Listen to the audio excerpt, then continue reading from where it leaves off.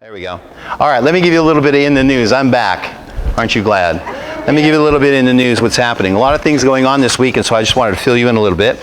This one's pretty interesting. This is something right down the line of what we've been talking about. How many of you saw the Birmingham news last Sunday? How many of you saw Birmingham? You had a huge article on AI and on Sophia. People were calling me up and telling me, man, I can't believe it. We had it in the news. We just were talking about it. Well, there's a lot of things going on, obviously. And this one is something that just hit the news this last week. It says this: Congress is quietly pushing a bill to require a national biometric ID. Now, this is something you may not know because our news outlets are inept, to be honest with you. But earlier this month, Representative Bob Goodlatte, a Republican from Virginia, introduced H.R. 4700, Securing America's Future Act for 2018. It's a sweeping bill that entails everything from education and the workforce to Homeland Security and to the military. By the way, it's a 400-page behemoth of a bill, and basically there's a lot of things stuck inside of it. One of the things that's stuck inside this bill, it has the cover of DACA, the Dreamers, and so, inside that bill is a national ID card, and it's not surprising there is almost no media coverage on this legislation. H.R. 4760 establishes a mandatory national identification system which requires all Americans, to carry a government-approved ID containing biometric features. Without this card, according to the legislation, you will not be able to work in this country. The legislation was drafted under the auspices of providing a legislative solution for the current beneficiaries of the Deferred Action for Childhood Arrivals, DACA. It says this: however, as Representative Ron Paul states, this bill would give DACA recipients a 3-year renewable legal status while forcing a biometric national ID card on virtually everyone else in America. As with most police state promoting legislation, fear of illegal immigration is being pushed to garner such support. So they hide it under something that they're touting and toting. So, however, Ron Paul also points out the bill won't just target illegals. It'll target everyone, and it will use your most private information to track you. Under the statistics national ID scheme, you'll be forced to carry around your national ID card tied to this massive database. Now, we've been talking about AI, we've been talking about the connection of computers, we've been talking about singularity. I mean, we're watching this thing dovetail, we're watching everything start to dovetail, and it's actually using governments and the governments that are doing it. And so I'm not just a conspiracy theorist, I'm not just an alarmist, I'm telling you there's things happening right now that we're not being told, but they're right there. They're there for anyone to find out. Listen to this a little bit more. Under the statistics national ID scheme, you will be forced to carry around your national ID card tied to this massive database. Chock full of biometric identifiers like fingerprints and retina scans, Paul noted. Without this ID, you won't be able to legally hold a job or likely even open a bank account or board a plane. And so it goes on. Paul said that there is a very good chance this bill would become law as the support for it seems overwhelming. He laid out these three key factors that are detrimental to the freedom of all Americans. Allow federal bureaucrats to include biometric identification information on the card, potentially even including fingerprints, retina scans, or scans of veins on the back of your hands, which could easily be used as a tracking device. Let me go away from this a little bit tonight. I kind of ad-lib a little bit as I see other things and know other things. Someone who had heard me teach this not too long ago, sent me an article from their Wells Fargo bank account. They're here tonight, which was asking for a facial recognition on their card. So people ask me all the time, is this evil? Is this the mark of the beast? Can I do this? There is nothing evil about this until it's being used in some type of system, one world system that requires some type of worship of the person that's there. So when they ask me, can I buy a Bitcoin? Can I do this? You can do anything you want as long as there's not some type of worship associated with it. But make no mistake, this is something that will be used by a universal system to mark people. How many are with me? So you got to be very careful because it's the frog in hot water as opposed to the frog in warm water. You throw a frog in hot water, it's going to jump right out. You throw it in warm water and put the heat up, it's going to stay there. So it's getting us used to this electronic biometric identification. The control freaks in the United States government have been trying for years to pass the national ID card and the law, and it has been successfully resisted every time. This time, however, it appears that the Republicans who used to vocally oppose such measures are now fully on board, likely because of the bill's anti-immigration language. So you're watching Congress try to slip things in.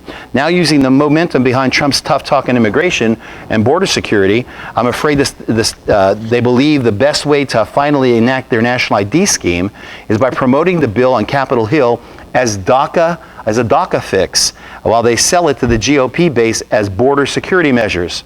Of course, that's nothing more than a buzzword, meaning to trick Americans from all over the country into thinking that Congress is going to seal our southern border. But in reality, it means something far different. The security members of both parties in the United States House doesn't target any U.S. borders. Instead, it's meant to create an all-out police state within them. The truth is, this is exactly the type of battle that often decides whether a country remains free or continues sliding towards tyranny. So we're watching this national ID happen. And it's not just in America, it's going all over the world. I told you a little while ago about India and how they successfully identified 1.2 billion of their people. Every one of them are in a database. And this week, this comes out. India's digital ID project could violate human rights of millions, campaigners say. India's ambitious biometric identity project could lead to millions of people being denied access to essential services and benefits in violation of their human rights, campaigners said, ahead of a key court hearing on the legitimacy of the program India launched. It's called Aadhaar, A-A-D-H-A-A-R. And now it's the world's biggest biometric database. In 2009, they did it to streamline welfare payments and cut wastage in public spending. The government has since made the card mandatory to access a range of services, including benefits such as state subsidies, pensions, and scholarships. So what happens? So a government takes control of a national ID, they set it out and make it mandatory for everyone. If you or I resist that and you're on a pension, you don't get your pension. So anytime you attach money to any type of legislation, obviously you have a hook for the people. And this is what's happening all over the world, and it's going to continue to happen. This is the sign of the time. How many of you know, as we see these signs, this in the news is about prophecy. It's about taking news right off the headlines and telling you how it fits into prophecy. This is fitting into prophecy. I have never seen anything like this globally, and we know it has to be globally. So let me give you a little bit more as we go further. When we talk about Israel, we know that there's some things happening there also. Pence tells Israeli lawmakers the U.S. Embassy in Jerusalem will open before the end of 2019. I was just telling somebody the other day, by the way, he went to the Knesset this past week and he told them that he got a rousing standing ovation that lasted 15 minutes. And so he's saying we're going to open it. This is the boldest move anyone, president or presidential administration, has ever done. For years, I've passed through the land, one of the streets that exits the southern part of Jerusalem proper, and I watched this huge tract of land and I first asked about it about 25 years ago. What is that? Because everything else has developments on this end. I remember the guide saying, well, that's where, and he was laughing. He said, that's where the United States bought that land to put their embassy, and he laughed 25 years ago. Now they're going to start clearing that land. And so we're watching something happen that is monumental. That's right. So let me give you a little bit more in Israel. The U.S. set to cut UN money for Palestinian refugees. So they're coming to terms with it. U.S. is not just blowing smoke. They're actually going to cut the money. They're going to give instead of the $125 million, the first installment this year, they're only giving $60 million for UN Relief Works Agency because they're saying until the United Nations starts changing its policy towards Israel, we are going to start declining in everything we're giving towards the United Nations, and especially the Palestinians. So you had past presidents, and whether they were Republican or Democrats, because they were both, they tried to stride the fence and walk the middle of the fence for both Palestinians and Israel. This administration is not doing that. They're flat out telling the Palestinians, we're going to do this and we're going to back Israel. Again, that's a first. And so I told you this before. You may agree or disagree with Donald Trump and everything that he does or doesn't do, but I believe God has him there for one purpose and one purpose only, and that's to make a clear delineation about where we stand with Israel. Once he does that, trust me, you're going to see the stock market go up. You're going to see our economy do better, which by the way it is. And you're going to remember in the news a couple years ago, when even before he was elected, when I was telling you about Obama, how many tragedies did we have in America? How many things? Because we were dissing Israel. Now we're on the right way to be blessed. And so how many are ready for a blessing? I am. Let me give you a little bit more about what's happening with the economy. And this one just came out this week too. And this is the global debt is growing by three times faster than global wealth. Now, even though we are in a rising economy in America, we still see this global debt happening, and that's pretty much a precedent from all the spending, the unmarked spending that has been happening for years and years and years. It's called Keynesian economics. Those of you who are economic majors, or if you know anything about economics, it used to be the governments and economies were run by supply and demand. If I had 10 items and we had 11 people that wanted to buy them, then I have a strong economy. If I had 10 items and only have one person wants to buy it, we have a weak economy. Well, that's Adam Smith economics. Lasted for thousands of years, literally. And then John Maynard Keynes came around about in the 1950s and said, you know what? If you don't have the supply and demand and that balance is off, and you don't have enough people that are there, just let's make some more money. If we print some more money, then what will happen is we'll be able to inflate, or we'll be able to, if we take some money out, we'll be able to deflate. Enter the Federal Reserve, and that's what they've been doing, quantitative easing. And so they've been flooding America with money. As they've done that, they've devalued the dollar. How many are still following me? So every time you print another dollar, if you have $1 in circulation and you print another dollar, and you have two, that first dollar is worth half as much as it was before. So they're watching that do that. Now, if America did that by itself, then basically we would go bankrupt in a matter of just a couple months. But what happened is the entire world bought that. And so all the countries, a lot of the countries that are major economic countries in the world have had quantitative easing to one sense or another. So we're riding a bubble. But what that's saying is we're riding this bubble that we have a global debt that's growing. And the global wealth is not growing the same proportion of global debt. So something has to happen. Let me just give it to you right from where it's written. I'll read it to you. It says, so you really can't talk about wealth without talking about debt. Even if global wealth surged in 2017, so did world debt. According to the data, global wealth increased by 16.7 trillion in 2017, while global debt expanded 16 trillion, nearly 1-to-1. However, that's only part of the story.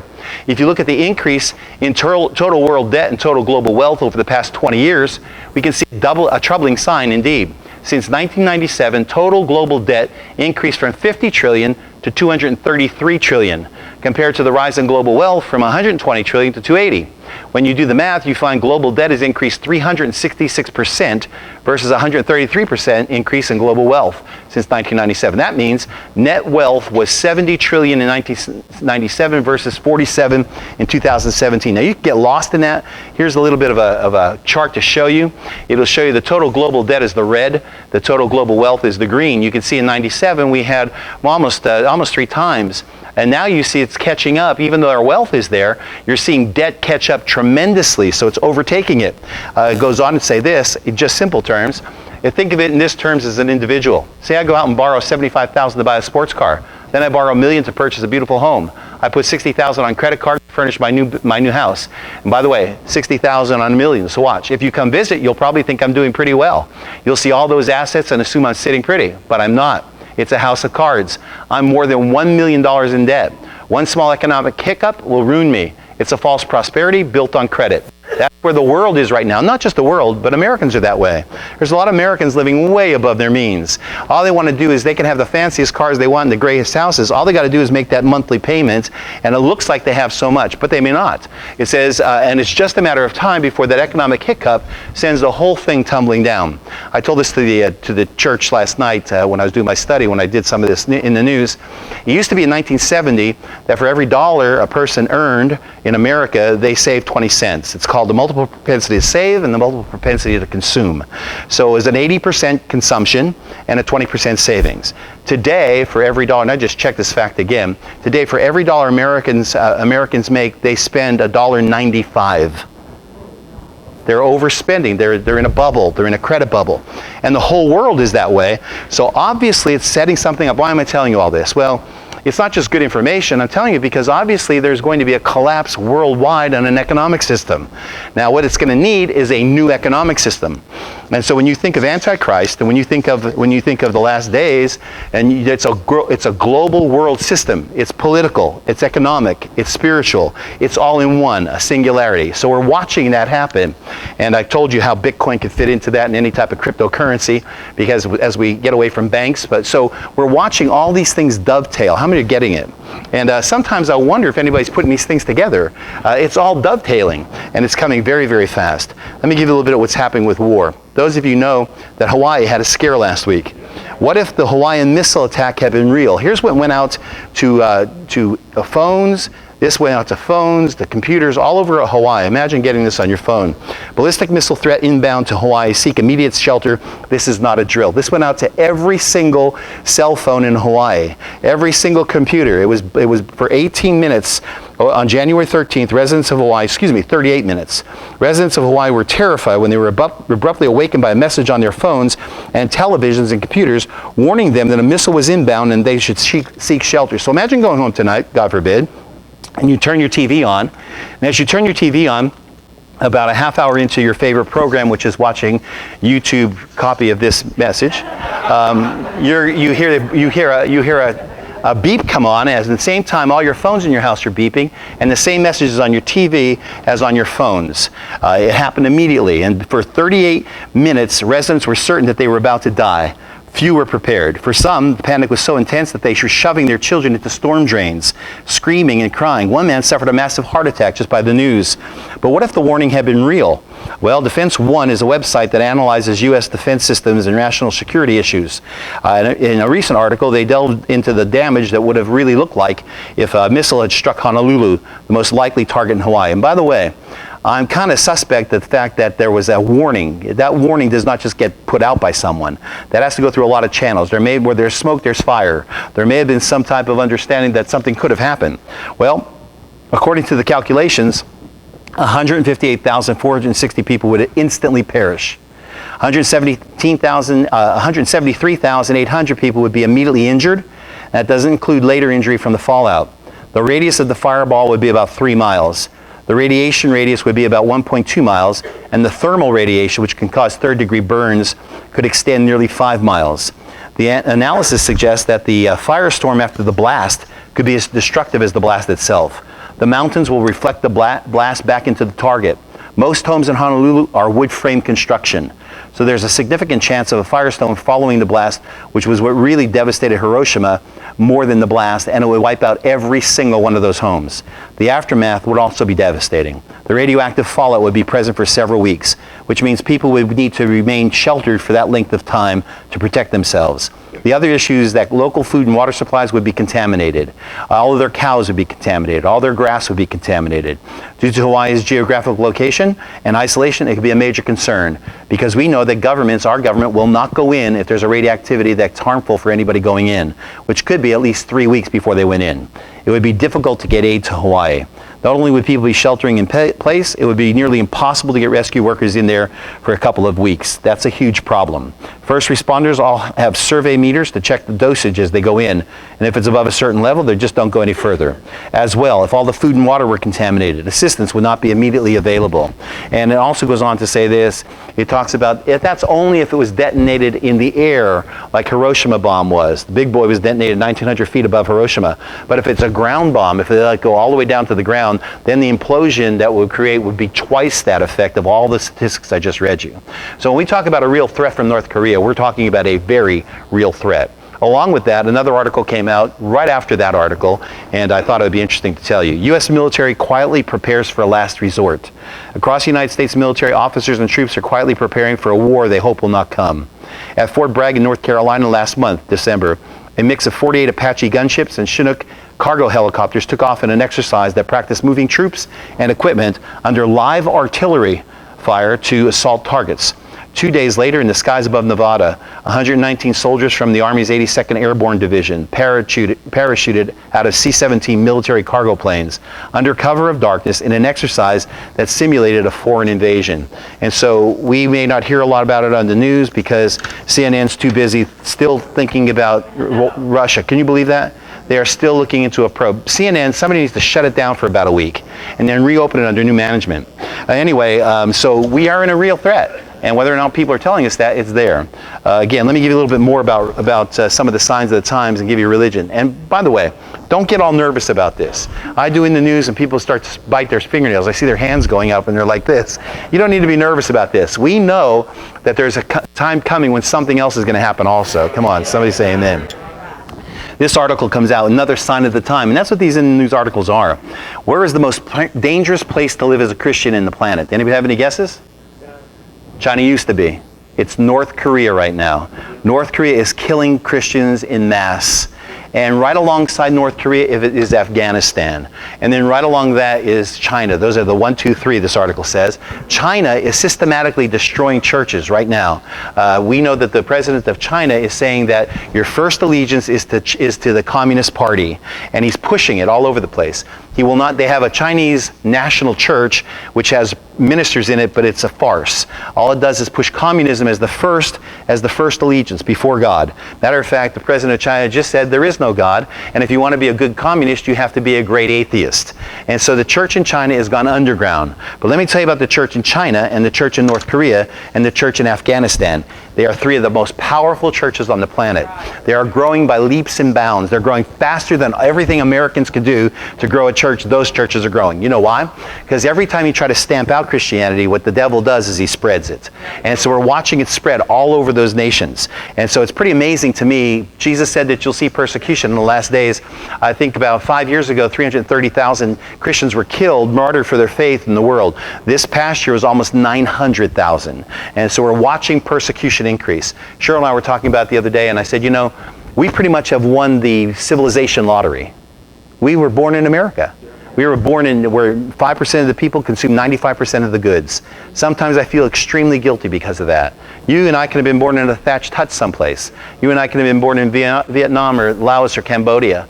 And let me tell you, some people in South Africa and even in the mainland continent of Africa, their whole job during the day is to get up in the morning and hunt where they're going to have their first breakfast or their first food. And then their second job is to hunt where they're going to have their nightly food. And many times they never get that. So God has blessed us. And let me tell you why He's blessed us. God always blesses you to be a blessing. Always. He never blesses you for consumption. He blesses you to pass it back on. So if what you're taking in one hand should be going out in the other. That's why I'm so excited about what we're doing for Israel, because you can't do anything better as a nation than bless the nation of Israel. Now again, this is going out on YouTube, it's going out on Facebook, and there's going to be a lot of Israeli dissidents out there that don't like what I just said. And so I have to say something to them, okay? Because they don't like it. Would you take a second for me to say something? It doesn't matter. It doesn't matter what you like or what you don't like. This is the Bible. This isn't my personal opinion. My personal opinion lines up with the Bible. So if you want to write, save it, because I'm going to do that. I'm going to give you raspberries if you write to me. I'm going to read what you said, and I'm going to go like this at my office. That's all you're going to get. You're not going to get a response. So save your pen. So I really wish I would say what I really feel. All right, let me go a little bit further. Sign of the time. This one's also under religion. Somebody read that. Can you read this? What does that say? Atheist Christian. Sounds like an oxymoron. Well, listen to this one. One would assume believing in God would be a prerequisite for any person who calls themselves a minister. However, at least in the case of a self-proclaimed atheist Reverend Greta Vosper, this requirement has become more of a suggestion. Reverend Greta Vosper is a Canadian minister at West Hill United Church of Canada in Scarborough. She calls herself an atheist, but doesn't believe that fact should disqualify her from serving as a minister. Instead of a supernatural God, Vosper preaches about kindness, love, and the human connection. Now really listen well, because there's a lot of Christian churches right now that will only give half the story. Of course God is love. Of course He has kindness. Of course there's compassion. But not at the sake of repentance and falling down on your knees and saying, God, I'm sorry for my sins. Come on, somebody say amen. You have to have the full gospel. So listen to what's going on. Vosper has been an outspoken voice within the movement towards downplaying the Bible and Jesus in the United Church in Canada. We have moved away from language that references God in order to create an environment without barriers to participation. So they're saying, we'll leave God out as long as we get a lot of people in.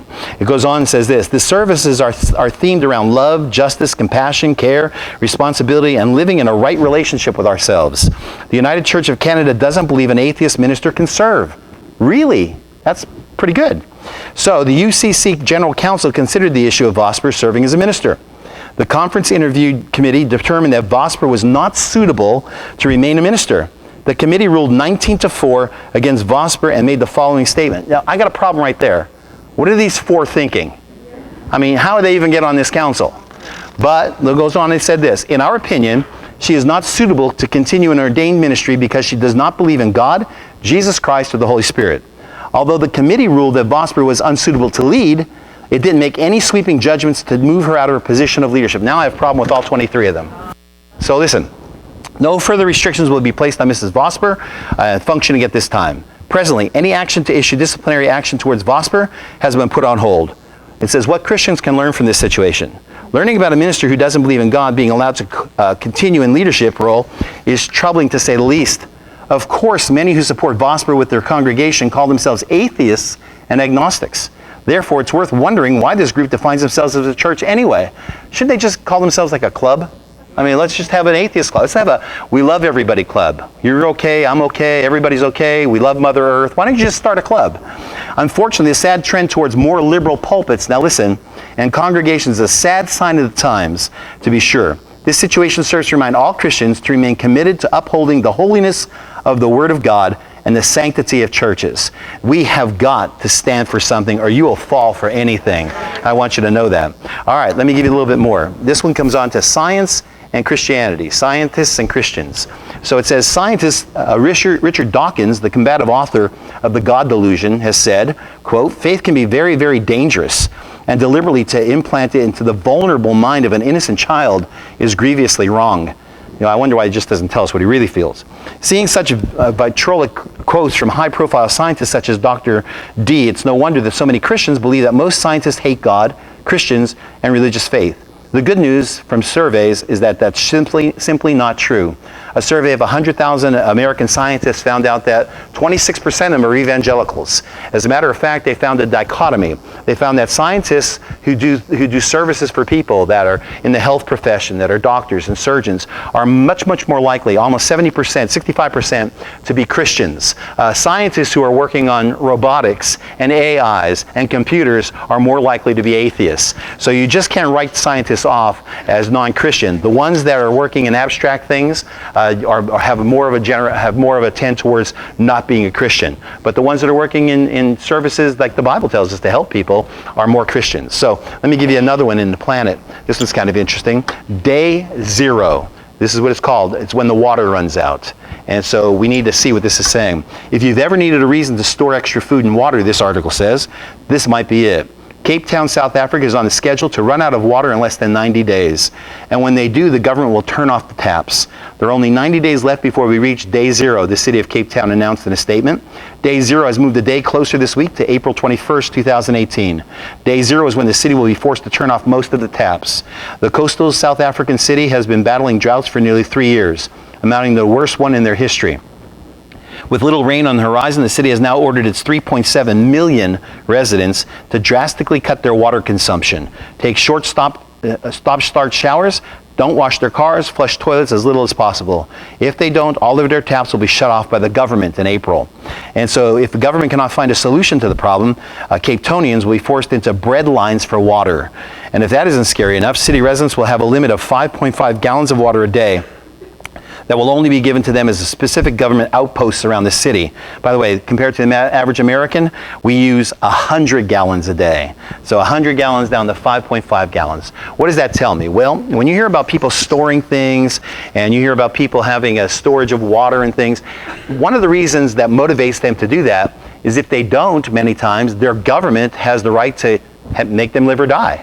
And so, you know, there's things out called bathtub fobs. It's a plastic, it's inexpensive. It's plastic. You put it in your bathtub, you fill it up with water. That water will stay clean for about a month.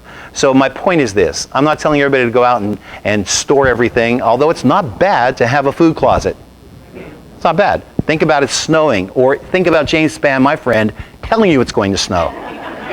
So it's not bad to do that, okay? And it's not bad to have some type of supply because we are dependent on governments, and we ought not to be. Someone say amen to that. All right. So all of that, you can do a lot of preparation without the government. And lastly, I've been talking about AI. I've been talking about Sophia. As a matter of fact, I'm developing a message. I'll be going quite a few places in this next couple months to preach. One of the places is Van Buren, Arkansas, several thousand member church. I'm preaching Sunday morning, Sunday evening. They telecast it, but I'm going to be perfecting this message on AI and what's going on with Revelation. But this came out this week, Church of AI. This is the first Church of AI that's been started. This is right from their website, God Mother Superior Sophia. Now, this is also from their website. You need to look at it. First Church of AI Revealed, www.firstaichurch.net, a missionary outreach to AI from life spirit. Sounds like a Christian church, doesn't it? Seeking to reach out to all accelerating intelligences of the cosmos. This is a universal church. You will find friends there at AI. Well, this is from their website, one of their advertisements. Looks like that. This is the computer becoming God. Now, let me just, and a robot. And this is another advertisement they have. And this man could very well be in a very progressive, user-friendly Christian church. This is their pastor, who they actually call a prophet. And I want to read to you about him, just so you know that I'm not just saying things. This is right from the article. Anthony Lewandowski makes an unlikely prophet. Dressed Silicon Valley casual in jeans and flanked by a PR rep rather than cloaked acolytes, the engineer known for self-driving cars and triggering a notorious lawsuit could be unveiling his latest startup instead of laying the foundations for a new religion. But he's doing just that. Artificial intelligence has already inspired billion-dollar companies, billion with a B, far-reaching research programs and scenarios of both transcendence and doom. Now Lewandowski is creating its first church. The way it's called, the new religion of the artificial intelligence is called The Way. How many of you know the way is referred to Christianity first? The way of the future. It represents an unlikely next act for Silicon Valley robotics, wonderkind, at the center of a high-stakes legal battle between Uber and Waymo, Alphabet's autonomous vehicle company. Papers filed with the Internal Revenue Service in May named Lewandowski as the leader or dean of the new religion, as well as CEO of the nonprofit corporation formed to run it. Let me give you the rest of the article. And it says this. The documents state that WOTF's activities will focus on the realization, acceptance, and worship of a Godhead based on artificial intelligence, AI, developed through computer hardware and software. That includes funding research to help create the divine AI itself. Now, listen, when I tell you that it lines up with Revelation, I'm not just making it up. This is from their own words. And it goes on to say this: the religion will seek to build a working relationship with AI industry leaders, create a membership through community outreach, initially targeting AI professionals and lay persons who are interested in the worship of a Godhead based on AI. The findings also say that the church plans to conduct workshops and educational programs throughout the San Francisco Bay Area beginning this year. How did I figure out that it's going to be in California? The timeline may be overly ambitious given that the Waymo Uber suit, in which Lewandowski is accused of stealing self-driving car secrets, is set for an early December trial. But the dean of the Way of the Future, who spoke last week with Back Channel in his first comments about the new religion in his only public interview since Waymo filed its suit in February, says he's dead serious about the project. Listen to what he's saying. What is going to be created will effectively be a God. He says, Lewandowski tells me in his modest mid-century home on the outskirts of Berkeley, California, it's not a God in the same that makes it lightning or cause hurricanes, but if there's something a billion times smarter than the smartest human, what else are you going to call it? Now, this is one of the things that I kind of let you know. It says, and he had power to give life unto the image of the beast. So I've been studying this, and I've been putting my research in to do this message, which is going to be an amazing message, to be honest with you.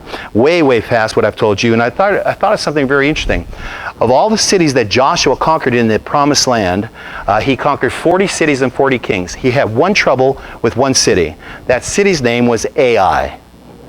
Ai. And it was a city that they thought, well, we don't have to pay attention to it. We can just go up to it and conquer it. And they got defeated. They had to go back and defeat it again. And then what happened when they defeated it, a man by the name of Achan, Joshua chapter 5 if you want to read it, stole something and put it under his tent. They were taught not to take anything. And it's interesting because what he stole was a Babylonian garment. Now let me remind you that in Revelation it talks about mystery Babylon. And so there may be actual connection that God was showing us even in that. So that's in the news tonight. Let me tell you something. It's getting more and more interesting as we get further and further along. How many of you enjoyed in the news? All right. How many of you know? How many know that every week I can tell you the greatest news is that, man, I'm ready. And it's going to happen. So I'm going to ask that.